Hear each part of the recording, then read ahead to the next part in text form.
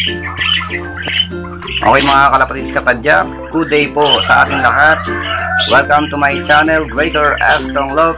Please like, share, and subscribe. At mas maganda po kung magko-comment kayo. Content po natin for today, bali 158 videos na po tayo mga kalapatids kapadyak. Tuloy-tuloy po lang ang ating panonood. Then ang content po natin for today, nag-itlog po at naging inakay na po yung pares nating brown na naman. So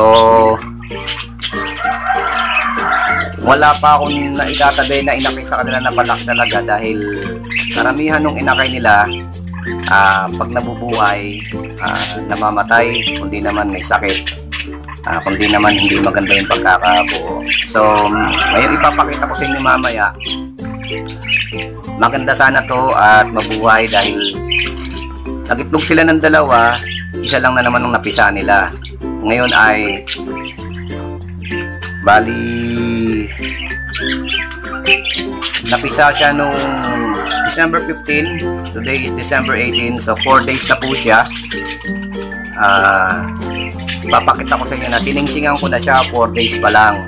So sana wag tanggalin. Kung tatanggalin man yon, bukas ikakabit ko pa rin, kasi habang tumatagal lumalaki. Iba kasi yung inakay na itong brown, parang imported rin kumpara mo din sa hindi imported, kasi ang lalaki ng paa niya. Mamaya makikita nyo 4 days pa lang, pero ang lalaki kaagad ng daliri nun, matataba. Kaya siningsingan ko na siya, kasi baka makaligtaan ko, hindi ko na naman siya masingsingan, dahil meron pa isang kalapati na singsingan na batcher sa akin ngayon. Sayang naman kung hindi natin masisingsingan to at mapabatcher din natin. Okay, tapos ipapakita ko rin sa inyo si Bantam Sirama ko, yung manok na Bantam Sirama na maliit. Ngayon ay mayroon siyang kapares at tingin ko mag-iitlog siya at mabuhay sana yon. Papakita ko rin sa inyo yung African Lovebirds na binigay sa atin ng isang subscriber natin na kaibigan natin, nakasamahan din natin sa opisina, na sabi niya pares daw yon. So tingnan natin kung mabubuhay na, makakabuo ng inakay yung African natin na yon. Tapos siyempre makikita nyo rin yung ating mga flyers.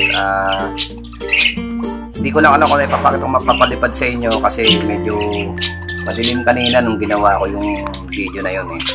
Hindi ko nakuha na kung naipalipad ko, pero bumalik naman kagad sila. Nagano lang, sightseeing lang sila sa ere, sa mga puno-puno. Okay mga kalapatids kapadyak, umpisa na po natin. Pakita ko na sa inyo yung sinasabi kong inakay ng ating dalawang brown. Eto na, ayos. Kapadyak ko, ito yung bagong anak ng ano natin, yung dalawang brown natin. Ito lang itong binuhay eh, oh. Susubukan na natin isang singsingan.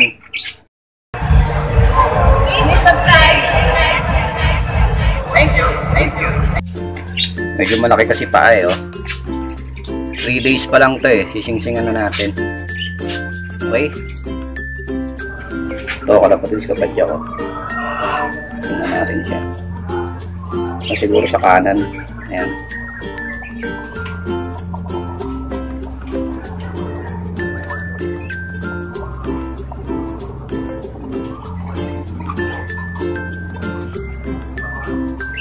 Ayan. Sana wag tanggalin, kasi medyo maliit pa eh, oh. 3 days pa lang eh, wag lang tanggalin. Saka na siya lalagyan ng clip ring dito sa kabilang paa niya. Subukan ng ano, ay painaman natin ng tubig.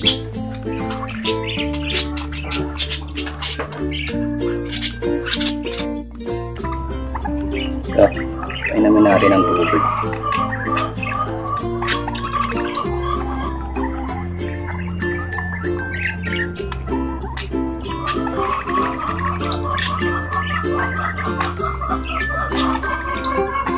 Ayan.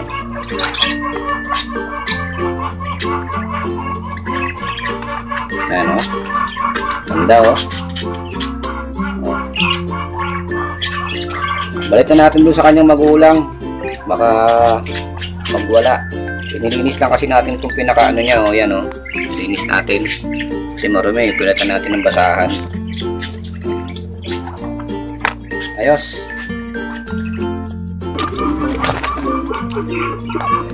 Ito yung magulang niya. O, ayan, o. Wawala na. Ito na. Lagyan ko lang ng singsing. Huwag nyo iwawala yung singsing, ha.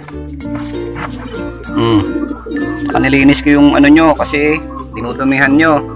Tignan nyo yan nung inumin nila. Dinumihan nyo kaagad, o. O. Ayos. Yung ating mga pliers, mga kalapatids kapadyak. Ayan, o. Bumalik na sila. Ayan. Ayan na sila lahat. Di ko na nakuha ng kanina paglipad. Pero mamaya sasama natin kuha natin 5 kayang hapon pag pinalipad natin. Umaga tapon natin pinapalipad yan eh. Ayan, malinis na naman kulungan nila, oh. Ayan, oh. Oh, ayan, oh.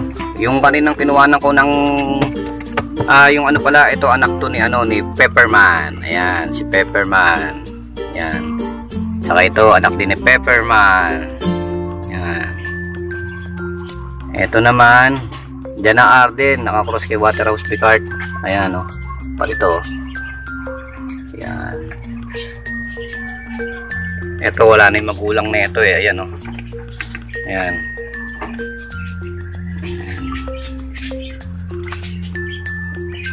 Susubukan natin pakawalan yan bago matapos itong taon na to. Medyo lalayo natin. Tignan natin kung makakabalik. Sana makabalik sila. Ayan. Ayos. Si Pepperman, oh. Ayan. At yung asawa niya na sinasabi ko sa inyo after 1 month nakabalik. Ayan, naikwento ko na yan sa naunang video. Hindi ko lang alam kasi bukas dapat 2 na yung itlog na yan. Nag-itlog na sila uli. Sana buhayin nila. Ayos.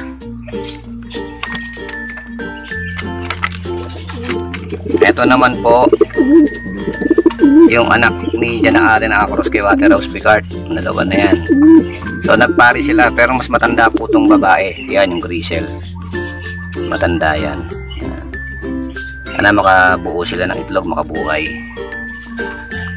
Ayos. Po yung ating foundation bird na si Grisel.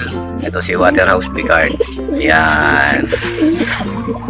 Imported line po yung 2 na yan, mga kalapatids. May itlog na sila uli. So ito mga itlog ulit ito eh kasi 18 ngayon, 16 nag-itlog ng isa eh. So every other day kasi yan. So kaya nandyan sa pugad dyan si Grisel. Yan kasi yung yung female hen. Mag-iitlog na uli yan. Mamaya 2 na yan, papakita ko sa inyo pag 2 na. Ayos. Yung natitirang anak ni Kalachik. Ayan, kung matatandaan nyo si Kalachik. Yan, yung ating sisiw dati na naging magulang nito si Kalachik. Ito anak niya ngayon to. Kataka ko lang, ang tagal lumaki. Ayan, oh. 3 months na yan eh. Tagal lumaki, hindi katulad ni Kalachik, talagang original na ang bilis lumaki nun. Ayan, pero malalaki pa rin pa, lalaki rin pa niya, no, mga kalapatids.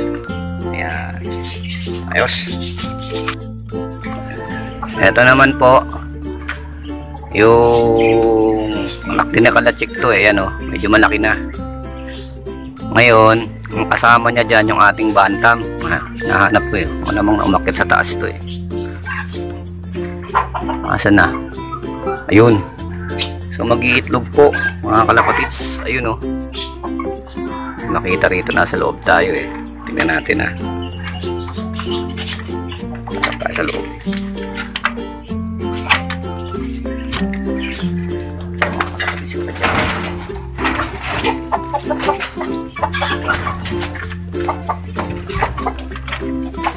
Ayun po mga kalapatids, no?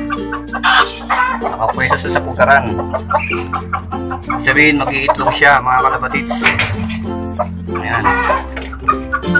Ayan po siya, malalaman po natin.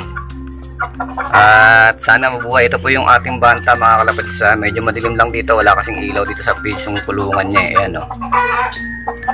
Sana makabuhay ito para maganda. Maganda lahi na itong bantam na to mga kalapatids. Maliit lang po yan. Bantam sirama po yan, tawag sa manok na yan. Maliliit lang po talaga sila. Ngayon, ito yung magiging tatay nung magiging anak niyan. Masyadong mailap po to. Ito na po ay lahi po to ni Kalachik. Yung manok natin na tatandaan nyo na malaki. Nadali lang po kasi yun ng aso. Kaya medyo pumanaw na si Kalachik. Di ko na isama sa mga video nating dumaan. At nakakalungkot nga naman. Kaso talagang ganun. Lahat may katapusan. Ultimo mga hayop. Ayan. Okay mga kalapatids, iwan ko na. Hindi sila maabala. Ayos. Mga kalapatids, yung ating mga lovebirds na parakit. Ito po yung mga anak. Medyo may mga edad na po yan. Yan, lalo na po itong isang to yan. Yung magkapartner yan, dalawa na yan eh. Nag-iitlog pero nila binubuo kaya hindi ko na nilagyan ng ano yan na nest box. Hindi ko na nilagay sa nest box. Kaya ko lang ganyan yan. Ngayon, ito yung foundation bird natin. So, bali yung lalaki na si Pururu, nagkasakit kasi nung mga nakaraang bagyo. Ayan, nadali siguro, kaya yun, hindi na nakayanan, nawala. Pero yung asawa niya, ayun, buhay pa rin, ayan, nasa loob. Pinarisan ko na lang ng ibang, ng ibang lovebirds na parakit din. Ito, lalaki to, yan, oh. Ayan, makikita niyo, malalaman niyo naman kung lalaki, kung kulay blue o violet yung kanyang, ilong. Pagka babae, puti. Ayan, diba? Layo niyan, pero puti, kitang-kita nyo. So, yan po yung female. Ito yung male. So, tingin ko, mag-iitlog din po yan eh. So, sana makabuo, mabuhay. Ayan, kita nyo. Diba? Kinikis niya. Ito naman po yung ating African lovebirds. Yan, hindi rin po nakakabuhay itong mga to kasi nag-iitlog, hindi naman pinipisa. Tapos dito sa loob na to, meron pa. So wag po natin kalimutan mag-subscribe kay Greater Estong Law. Meron tayong bagong African lovebirds dito. Paris daw to eh. Bigay ng isang natin, isang subscriber natin, nakakaibigan din natin. Kasama natin sa trabaho. Ayan. Tingnan ko kung lalabas na. Ayaw lumabas. Takot kasi eh. Bago lang to dito sa atin. Ayun o. Kanya lumungaw. Yung isa ay pa lumungaw. Ayaw lumabas. Ayan, lumabas na. Yun, nakita nyo? Yan. Yan yung dalawa nating bago na African. Hindi natin alam kung magparis yan, hindi niya sigurado kasi eh. Pero kung magparis man yan, makakabuo yan. At sana wag matulad dito sa dalawang to na itlog ng itlog, hindi pinipisa. Ayan o. Ayos mga kalapatids. Ayos. Mga kalapatids karadya, tapos na po ang ating video. Lagi kong sinasabi sa aking video, walang ibang makapangyarihan sa lahat, kundi ang Diyos na nasa langit. Maraming salamat. God bless us all. Thank you.